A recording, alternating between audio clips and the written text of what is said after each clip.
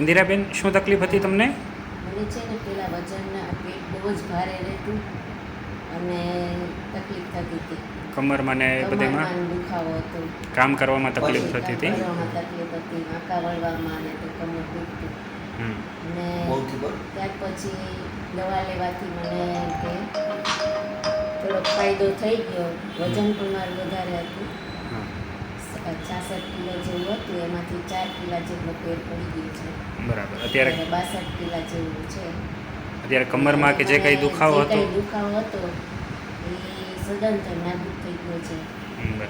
અને હવે કોઈ જાતની તકલીફ રહેતી નથી.